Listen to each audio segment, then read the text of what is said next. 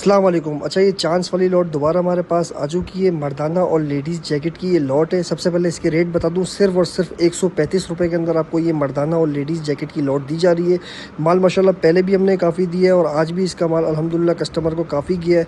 ठीक है, ये भी अभी कस्टमर का माल जा रहा है। माल देख लें, इसमें माशाल्लाह ऐसे ऐसे पीस आपको मिलेंगे जो कि मार्केट में होलसेल 250-300 रुपये की इसकी होलसेल है। अभी जो इस माल का, इस कैटेगरी का जो माल चल रहा है मार्केट के अंदर 200-220 इस तरीके की होलसेल चल रही है।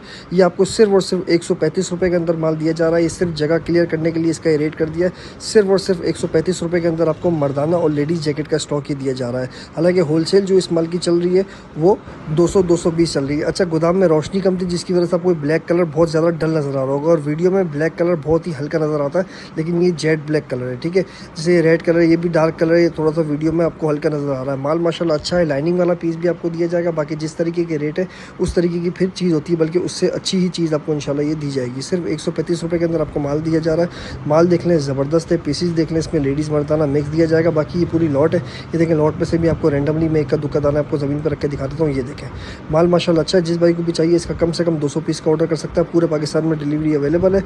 चांस वाली लॉट है, जल्द से जल्द इसका ऑर्डर करें।